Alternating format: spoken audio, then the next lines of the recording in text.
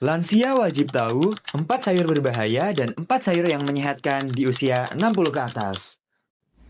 Banyak orang mengira semua sayur itu sehat. Padahal beberapa jenis sayuran bisa memperparah tekanan darah, menyebabkan perut kembung, hingga mengganggu fungsi ginjal dan sendi. Karena itu, dalam video ini kami akan jelaskan 4 sayur yang sebaiknya dihindari oleh lansia serta 4 sayur terbaik yang sebaiknya rutin dikonsumsi. Yuk, simak satu persatu. Yang pertama, kita akan membahas 4 sayur yang berbahaya untuk lansia. Nomor 1, daun singkong. Daun singkong memang kaya akan protein nabati, zat besi, dan vitamin C. Namun, daun ini juga mengandung senyawa linamarin yang dalam kondisi tertentu bisa berubah menjadi sianida jika pengolahannya tidak tepat, seperti tidak direbus cukup lama atau tidak dibuang air rebusannya. Maka, dari hal tersebut bisa menimbulkan efek toksik yang cukup berbahaya, terutama bagi lansia yang metabolisme detoksifikasinya sudah tidak optimal. Bagi lansia yang memiliki riwayat penyakit kronis seperti gangguan saraf atau gangguan tiroid, konsumsi sianida dalam jumlah kecil sekalipun bisa memperburuk kondisi tubuh. Selain itu, daun singkong juga tinggi purin yang bisa memicu asam urat dan radang sendi. Dua kondisi yang sangat umum terjadi pada lansia dan bisa mengurangi mobilitas serta kualitas hidup mereka. Penelitian oleh Charles et al. Tahun 2011 dalam African Journal of Food Science and Technology menyatakan bahwa linamarin dalam singkong dapat menyebabkan toksisitas saraf jika dikonsumsi tanpa pengolahan yang benar dan sangat tidak direkomendasikan untuk kelompok usia lanjut seperti lansia. Yang kedua, rebung atau tunas bambu. Rebung mengandung asam sianida alami yang harus dinetralisir dengan pemanasan tinggi. Pada lansia, terutama yang memiliki lambung sensitif atau gangguan pencernaan, kandungan ini dapat menyebabkan mual, muntah, hingga iritasi lambung. Rebung juga dapat menyebabkan masalah pada jantung jika dikonsumsi dalam kondisi tidak matang sempurna. Selain itu, rebung termasuk sayuran tinggi serat kasar. Serat jenis ini sulit dicerna oleh sistem pencernaan lansia yang melemah, sehingga bisa memicu kembung, perut terasa penuh, bahkan konstipasi. Gejala ini bisa mengganggu asupan nutrisi harian dan memicu komplikasi lainnya seperti wasir atau dehidrasi ringan. Menurut jurnal Food and Chemical Toxicology, konsumsi rebung mentah yang mengandung sianida dapat menyebabkan keracunan ringan hingga sedang, terutama pada orang lanjut usia dengan daya detoks yang rendah.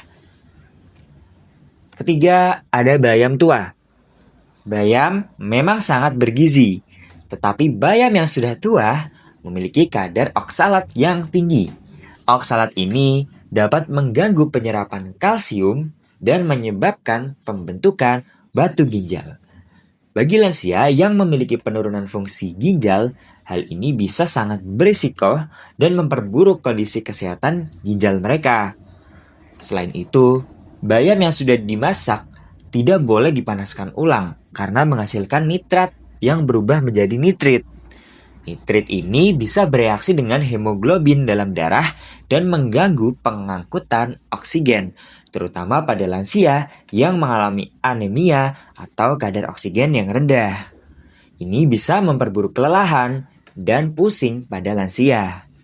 Studi oleh Noonan et al. Tahun 1999 dalam Journal of Food Composition and Analysis menjelaskan bahwa kadar oksalat tinggi pada bayam dapat berperan dalam nefrolitasis atau batu ginjal, terutama pada individu yang rentan, seperti lansia. Keempat, kubis merah. Kubis mengandung goitrogen, senyawa yang menghambat penyerapan yodium oleh kelenjar tiroid. Bagi lansia yang mengalami gangguan tiroid seperti hipotiroidisme, konsumsi kubis mentah bisa memperburuk kondisi tersebut. Akibatnya, mereka bisa mengalami kelelahan kronis, gangguan suhu tubuh, dan penurunan fungsi metabolisme. Selain itu, kubis mentah menghasilkan gas dalam saluran pencernaan akibat fermentasi oleh bakteri usus. Lansia yang sistem cerna dan ususnya sudah melambat akan mengalami ketidaknyamanan seperti perut kembung, nyeri, bahkan gangguan tidur akibat tekanan perut. Ini bisa mengganggu keseharian mereka. Menurut Annals of Nutrition and Metabolism, konsumsi kubis mentah secara berlebihan dapat memperburuk hipotiroidisme, terutama pada orang dengan riwayat kekurangan yodium. Selanjutnya, setelah kita bahas 4 sayuran yang berbahaya, sekarang kita akan membahas 4 sayuran yang menyehatkan untuk lansia. Yang pertama, ada wortel. Wortel mengandung beta-karoten tinggi, yang penting untuk menjaga kesehatan mata lansia. Beta-karoten diubah menjadi vitamin A dalam tubuh, yang berperan penting dalam memperkuat sistem imun dan memperlambat degenerasi makula, gangguan mata yang umum di usia lanjut. Selain itu, wortel juga rendah kalori dan baik untuk menjaga berat badan ideal. Wortel juga memiliki sifat antioksidan yang kuat. Antioksidan ini membantu melawan radikal bebas yang berkontribusi terhadap proses penuaan dan kerusakan sel. Bagi lansia yang sering mengalami kelelahan atau kulit kering, wortel dapat menjadi solusi alami yang menutrisi dari dalam. Studi dari Journal of Nutrition tahun 2000 menunjukkan bahwa beta-karoten dalam wortel membantu meningkatkan fungsi penglihatan, memperkuat imunitas, terutama pada kelompok usia lanjut. Yang kedua, ada brokoli. Brokoli merupakan sayuran yang kaya vitamin C, K, dan serat larut. Vitamin K sangat penting untuk kesehatan tulang dan mencegah osteoporosis. Sementara vitamin C mendukung sistem imun. Serat dalam brokoli juga membantu mengatur kadar gula darah dan melancarkan sistem pencernaan. Brokoli juga mengandung senyawa sulforafen yang memiliki sifat anti-inflamasi dan anti-kanker. Konsumsi brokoli secara teratur dapat membantu mencegah kerusakan sel dan memperlambat proses penuaan. Untuk lansia, ini sangat penting karena proses regenerasi sel sudah melambat secara alami. Jurnal Cancer Prevention Research tahun 2007 menemukan bahwa sulforafen dalam brokoli dapat menghambat peradangan dan menurunkan risiko kanker serta penyakit degeneratif pada lansia. Yang ketiga, sayuran yang bermanfaat adalah labu siam. Labu siam memiliki kandungan kalium dan serat yang sangat baik untuk menjaga tekanan darah tetap stabil. Kalium bekerja menyeimbangkan kadar natrium dalam tubuh dan membantu relaksasi pembuluh darah. Ini penting bagi lansia yang memiliki hipertensi atau resiko penyakit jantung. Labu siam juga rendah purin dan mudah dicerna, sehingga aman bagi lansia dengan asam urat tinggi atau gangguan pencernaan. Selain itu, vitamin C dalam labu siam membantu melawan infeksi dan mempercepat penyembuhan luka. Sayuran ini sangat ideal untuk dikonsumsi harian lansia. Menurut International Journal of Food Science and Nutrition tahun 2011, labu siam mengandung flavonoid dan antioksidan yang berkontribusi terhadap penurunan tekanan darah dan peningkatan fungsi jantung. Yang keempat, daun katuk. Daun katuk tak hanya baik untuk ibu menyusui, tapi juga sangat bermanfaat untuk lansia. Kandungan zat besi dan vitamin A-nya membantu mencegah anemia, menjaga penglihatan tetap tajam, dan memperkuat sistem imun. Daun katuk juga mengandung senyawa fitokimia yang berfungsi sebagai anti-inflamasi alami. Daun katuk juga membantu menjaga kekuatan otot dan tulang karena mengandung kalsium yang mudah diserap.